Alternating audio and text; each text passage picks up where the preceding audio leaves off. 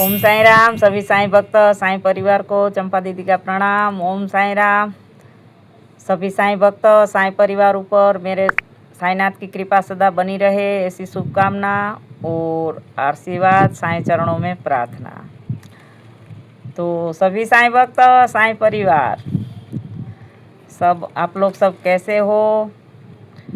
अपना ध्यान रखें, अपने परिवार का ध्यान रखें और बाबा की लीलाएं, बाबा की शिक्षाएं अपने जीवन में उतारे।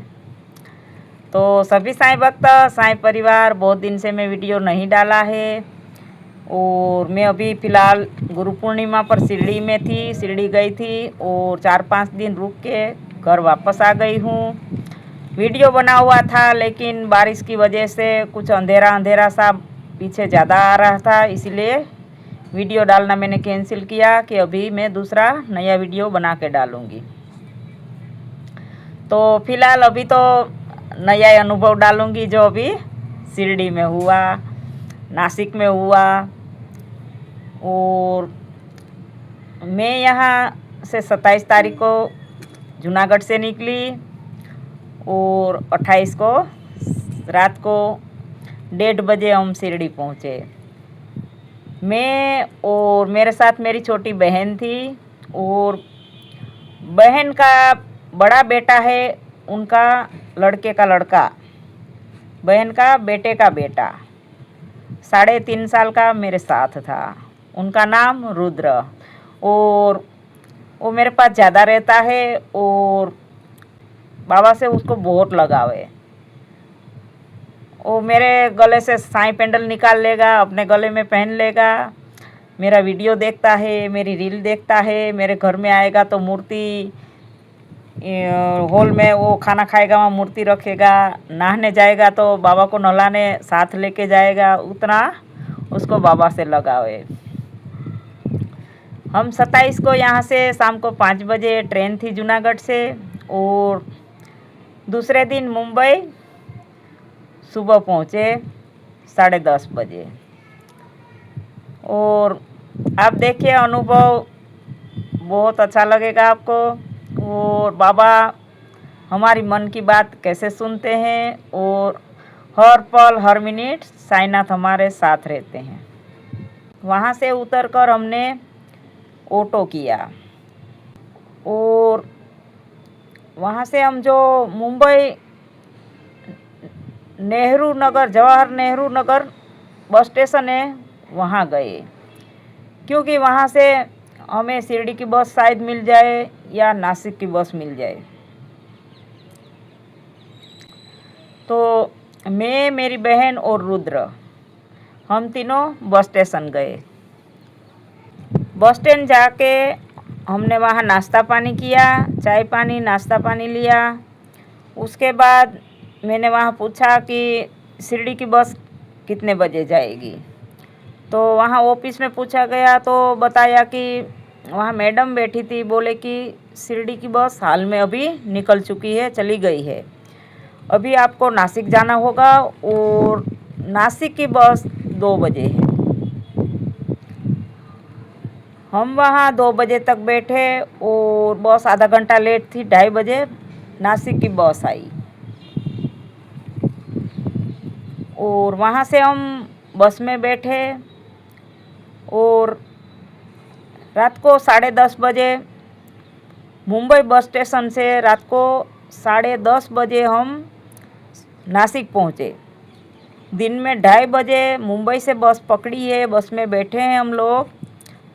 रात को 10:30 बजे हम नासिक पहुँचे और नासिक पहुँचने के बाद रुद्र को भूख लगी। हम बस से उतरकर फिर वहाँ ना कुछ खाना, थोड़ा बहुत समोसे चटनी सब लिया और मेरी बहन को भूख नहीं थी, मैंने और रुद्र ने थोड़ा बहुत वहाँ खाना खाया। जब रुद्र समोसा खा रहा था तो मेरे को बोले, मुझे माँ बोलता है, वो बोले कि माँ, हम मुंबई से नासिक तक बस में आए, वो सीट वाली बस थी, सोने वाली नहीं थी, सोफ़ा वाली बस नहीं थी। बोले माँ, बैठने वाली बस में आए, उसमें एसी था, लेकिन अभी हम नासिक से शिरडी जाएंगे तो हमें सोफ़े वाली बस में बैठना है। और मैं बोली कि हम सिटी बस में जाएंगे, एसटी बस में जाएंगे, तो एसटी बस तो सब एसी वाली भी रहेगी, सीट वाली रहेगी, लेकिन सोफे वाली नहीं होगी। तो वो मान ही नहीं रहा, बोले कि नहीं माँ, हमें तो सोफे वाली में बैठना है, और जो सीट वाली बस होगी तो मैं उतर जाऊंगा, मैं दूसरी बस में बैठ जाऊंगा। वो 3.5 साल का है, लेकिन बहुत समझदार है। मुझे माँ अभी सोते सोते जाना है शिरडी, और साईं बाबा को हम घर लेके चलेंगे, हमें फ़ोटो और मूर्ति नहीं लेना माँ, हमें साईं बाबा को लेके चलेंगे घर, ऐसे वो बोलता है। बहुत जिद कर रहा, मैं उसको मना रही हूँ कि तू मेरी गोदी में सो जाना, मेरी सीट में सो जाना। बोले नहीं माँ, हमें सीट वाली बस में आप चढ़ोगे तो मैं नहीं चढ़ूँगा, मैं तो सोफे वाली बस में, कोई भी बस होगी। मैं बोली मुंबई वाली फिर होगी, बोले उसमें चला जाऊँगा, लेकिन मुझे सोफे वाली बस में ही चढ़ना है। एक ही रट लगा रखी है, और हंसता भी जा रहा, लेकिन बस एक ही रट है, माँ सोफे वाली बस चाहिए, माँ सोफे वाली बस चाहिए। और सरकारी बस, एसटी बस सोफे वाली कहाँ आएगी? सभी जगह यही बस होती है सीट वाली, और अच्छा है कि उसमें एसी लगा रखा है, तो सुविधा अच्छी रहती है। और नासिक से शिरडी का 2-2.5 घंटे का रास्ता है, तो हम लोग आराम से बैठे बैठे जा सकते हैं। लेकिन एक 3.5 साल का बच्चा इतना जिद कर रहा है, और जब से वो समझदार हुआ तब से मेरा डेली बाबा का यूट्यूब में वीडियो देखेगा और रील्स देखेगा, मेरे घर में आएगा तो मूर्ति से खेलता है, बाबा को नहलाएगा, बाबा को साथ खाना खाएगा, बाबा को साथ सुलाएगा, उतना उसको बाबा से लगाव है। और हम नासिक बस स्टैंड बैठे हैं, और वो सोफे वाली बस की बहुत ज़्यादा जिद कर रहा है। मैं दूसरी बातें बता रही हूँ कि ये भूल जाए ये बात, बस वाली बात, तो मैं बीच में कुछ ना कुछ दूसरी बात कर रही हूँ, लेकिन नहीं, वो एक ही बात कर रहा, बस सोफे वाली बस में माँ जाना है, और जिद कर रहा है। तब तक शिरडी की बस आ गई, और शिरडी की बस आ गई, और तुरंत वहाँ अनाउंस हुआ कि शिरडी की बस आ गई, यात्रियों ध्यान से चढ़े।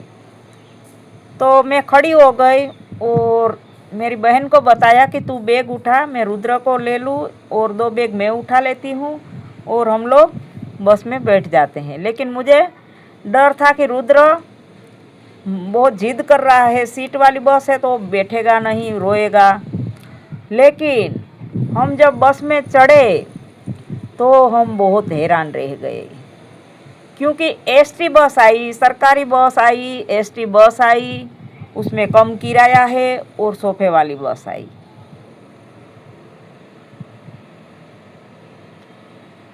देखो 3.5 साल का लड़का है, वो इतना मेरा वीडियो देखता है, और मन ही मन बाबा से प्यार कर बैठा है। और बाबा के आगे उसने इतनी मेरे आगे जिद करी, और वो जिद के सामने बाबा को पूरी बस भेजनी पड़ी। वो बात कर ही रहा, तब तक शिरडी की बस आ चुकी है, और सोफे वाली बस, नीचे ऊपर सोफ़ा सीट है, सोने वाली सीट है पूरी, और पूरी खाली पड़ी है, जहाँ मर्जी पड़े सो जाओ, बैठ जाओ। और वो इतना खुश हुआ, इतना उसको आनंद आया। तब मैं हैरान रह गई कि अरे बाप रे, 1 घंटे से जिद कर रहा था, और देखो बाबा ने कैसे सुनी है। क्योंकि वो मैं बस सीट वाली नहीं होती तो मुझे बहुत हैरान करता, उसको शिरडी पहुंचाना मुश्किल था, बहुत रोता। ऐसा वो कई बार जिद करता है। लेकिन जिस जन का जैसा भाव वैसा मेरा अनुभव। एक तो बाबा की उसके ऊपर इतनी कृपा हो चुकी है कि इतना छोटू सू है, फिर भी बाबा का बुलावा आ गया है। पहली बार 3.5 साल का बच्चा है, उसको बाबा का बुलावा आ गया है। दूसरी बात कि उसको जो चाहिए वही खिलौना माँ देती है ना, उसको जो खिलौना चाहिए वही माँ देती है। और उसने अभी बड़ा खिलौना बस को बड़ा खिलौना ही समझ रखा है कि मुझे वही चाहिए। और बाबा साईं माँ है हमारी, तुरंत ही सोफे वाली बस भेज दिया और पूरा बस खाली पड़ी है। और जाते ही हम तुरंत ही अंदर बैग रखे, हम चढ़े और रुद्र और मेरी बहन तुरंत ही बस में, खूब जगह, दुनिया भर की जगह पड़ी खाली, पूरी सीटें खाली पड़ी है। वो सो गई रुद्र को लेकर और रुद्र भी तुरंत सो गया। तब मेरे सामने एक साईं भक्त बैठे थे और वो नासिक से शिरडी के बीच में कोई गांव आता है, वहाँ जा रहे थे। फिर मैंने उनको सारा बात बताया। बोले दीदी ऐसे होता है। मैं बोली होता नहीं, अभी हुआ है हमारे साथ। ये बस बाबा ने भेजी है, देखो सोफे वाली बस, और खाली पड़ी है। और 2 घंटे में हमें शिरडी पहुंचाया। लेकिन उस बात का हमें बहुत आनंद था कि जो हमने मांगा, रुद्र जो जिद कर रहा वही, वो बहुत, बच्चा कोई भी हो जिद करेगा खिलौने के लिए, उनको खेलने की उम्र है, बचपना है, तो उसने ऐसी जिद कर रखी है कि हम वो खिलौना कहाँ से लेके आए। ना लाने की हैसियत है ना खरीदने की, क्योंकि हमें तो लोकल बस में जाना है। और दूसरी बस है प्राइवेट, उसमें 800 रुपया किराया बोल रहे हैं कोई, क्योंकि रात का टाइम है, कोई 500 रुपया किराया के बोल रहे हैं। और यहाँ हमारे दोनों बहन का 270 रुपये में हम शिरडी पहुँच गए। 135 रुपया हमारा किराया हुआ। लेकिन चाहे 200 रुपया भी होता तभी वो वसूल है। दोनों बहन का 500 रुपया होता फिर भी, क्योंकि वो आनंद था, खुशी के आगे पैसे की क्या कीमत है। जो रुद्र जिद कर रहा था 1 घंटे से, वो हम नहीं पूरी कर सकते हैं, और बाबा ने पूरी बस ही भेज दी।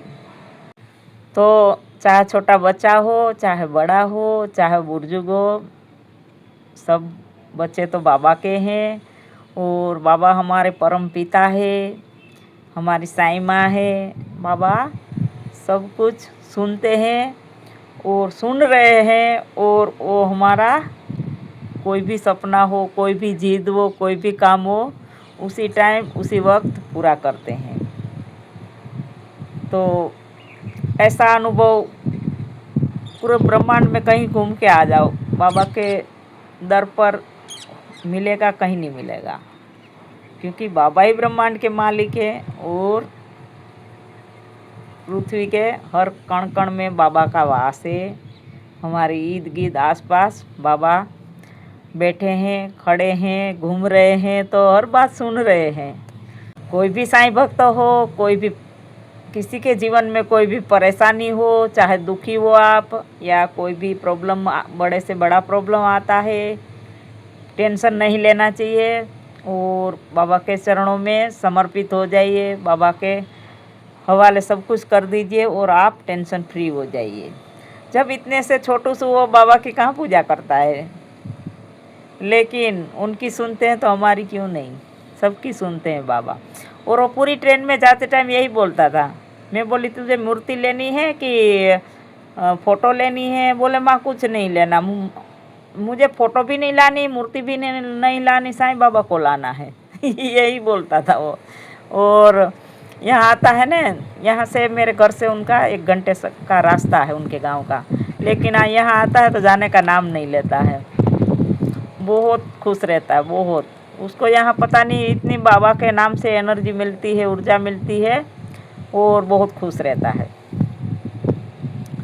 तो देखो शिरडी की यात्रा करके वापस आया, लेकिन बहुत बड़ा अनुभव हुआ कि बाबा ने पूरी सोफे वाली बस भेज दी और हम सुख शांति से रात को 1:30 बजे पहुँचे शिरडी।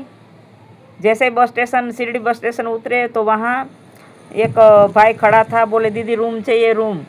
मैं बोली हाँ रूम चाहिए। बोले आप चलो। मैं बोली मुझे इधर उधर कहीं खंडोबा मंदिर के पास है। बोले, मैं बोली वहाँ मुझे रूम नहीं चाहिए। फिर मैं बोली कि मुझे द्वारका माई के आसपास रूम चाहिए। फिर मुझे वहाँ लेके गए ओ भैया, मैंने ऑटो लिया, ऑटो रिक्शा, और 50 रुपया दिया और हम वहाँ गए और मुझे रूम दिखाया और अच्छा कमरा मिला। और हम 2 बजे रूम में आए, वहाँ फिर रात को खाना खाया दोनों बहन ने। और वही कमरे का सुबह, वही रूम का सुबह सबसे 1000 रुपया लिया। सबसे एक जैसे सब कमरे थे, 1000 रुपया किराया लिया एक दिन का। और वो भैया ने मेरे से 600 रुपया लिया। मैं 4 दिन के लिए वो होटल में रूम बुक कराया। और मैं सभी को बोलती रहती थी कि मेरे से 600 लिए हैं। तो वो होटल वाले मालिक ही बोल रहे, पता नहीं दीदी रात थी और आप बहुत किस्मत वाली है कि आपसे हमने 600 रुपये कैसे ले लिए, कैसे कह दिए, हमें खुद ही नहीं पता है। क्योंकि आपके ऊपर वाला सेकंड रूम है, ऊपर तीसरी मंजिल पे रूम है, उनका भी 1000 रुपया है। तो आप सबसे नीचे हैं। मैं ग्राउंड फ्लोर में, मेरा रूम नीचे था और नीचे 600 रुपया, और बाकी सब ऊपर जा रहे, इधर उधर अगल बगल पूरा 1000 रुपया सबसे ले रहे, और सब एक जैसे कमरे थे। तो वो बोल रहे कि रात को दीदी आप आए तो हमें पता ही नहीं चला कि हमने आपको 600 रुपये, आपको हमने 600 रुपये में कैसे रूम दे दिया। अब यही कह सकते हैं कि आप किस्मत वाले हो, बोले चंपा दीदी, ऐसे वो होटल वाले भैया बोल रहे थे मुझे। तो वहाँ भी हमें फ़ायदा हुआ और अच्छा लगा। नीचे एक रूम था, जब कभी भी कहीं भी जाए अपना ताला लगा के चले जाते थे। 4 दिन हम रुके, खूब अच्छा लगा, मज़ा आया और खूब अनुभव हुआ बाबा का। फिर अगला वीडियो डालूँगी। और सभी साईं भक्त, साईं परिवार को बाबा का कृपा आप पर सब बनी रहे और हमारा आशीर्वाद आपके साथ है। तो सभी साईं भक्त, साईं परिवार, बाबा का साईं चरित्र का पाठ कीजिए। और ज़रूरी नहीं 7 दिन में पढ़ के निकल जाइए, भले महीना लगे, लेकिन समझे, आप अंदर उतरे। एक एक शब्द बाबा का अंदर उतरना है, एक एक शब्द के अंदर उतरना है, और एक एक शब्द हमारे अंदर उतारना है कि बाबा हमसे क्या चाहते हैं। समर्पित हो जाइए, बाबा को जो पसंद है वही करे, बाबा जो चीज़ों को पसंद करते थे वही करे, बाबा का जो रास्ता है वही रास्ते चले। तो आपसे साईं दरबार दूर नहीं होगा और बाबा को आपको ढूंढने जाना नहीं पड़ेगा, बाबा आपको ढूंढते हुए आपके पास आ जाएंगे। ऐसे हैं हमारे साईंनाथ। तो सभी साईं भक्त, साईं परिवार, मेरा अनुभव का वीडियो आपको कैसा लगा, कैसा लगता है, उससे आपको क्या सीख मिलती है, कमेंट्स में ज़रूर बताइए। और ज़्यादा से ज़्यादा लाइक करें, शेयर करें, सब्सक्राइब करें। तो सभी साईं भक्त, साईं परिवार को ओम साईं राम और सबका मालिक है।